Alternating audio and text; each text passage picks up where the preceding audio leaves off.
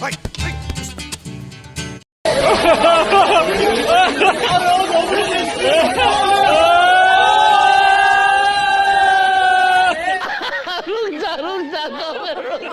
भैया देखा, 2014 से पहले पानी पाइप के अंदर बहता था, लेकिन अब तो पाइप ही पानी में बह रहा है।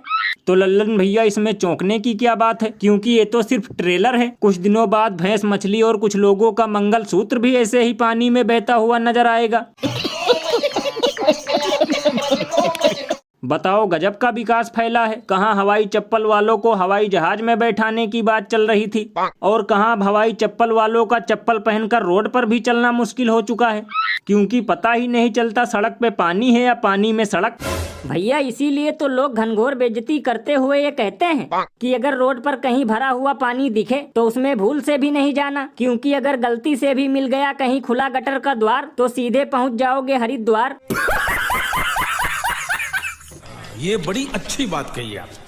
और भैया यही तो 18 घंटे का किया गया विकास है, जो अब चारों तरफ ओवरफ्लो हो रहा है, क्योंकि कहीं एयरपोर्ट की छत गिर रही है, कहीं सड़क पाताल में धंसा जा रहा है, तो कहीं उद्घाटन से पहले ही पुल लुल हुआ जा रहा है, तो कहीं गली मोहल्ले सब तालाब में बदल चुके हैं। मतलब महंगाई बेरोजगारी ने तो पहले से ही खटिया खड़ी कर रखी थी, और अब ऊपर से पानी भी नानी याद दिला रहा है। लल्लन भैया इसीलिए तो लोग घनघोर मजाक करते हुए ये कहते हैं कि जब से आया है गुजराती ढोकला, सारा विकास हो रहा है खोखला। और अभी तो रुको, क्लाइमैक्स अभी बाकी है।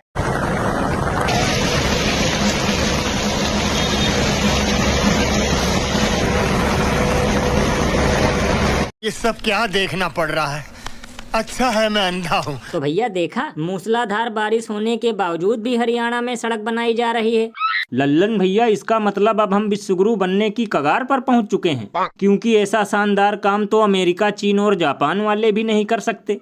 वैसे लल्लन भैया, अगर इस मूसलाधार बारिश में कोई सड़क का उद्घाटन करने आ जाता तो ठेकेदार बेचारा जरूर अंशुमान अवार्ड पाता।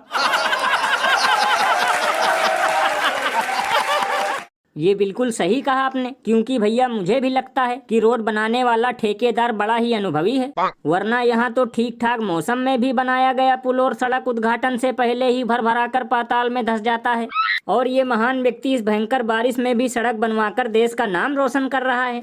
ये बड़ी अच्छी बात कही आपने। वैसे लल्लन भैया एक अंदर की बात बताऊं, इस सड़क पर मुझे उतना ही भरोसा है जितना कि अंधभक्तों को 400 पार और अच्छे दिन पर था।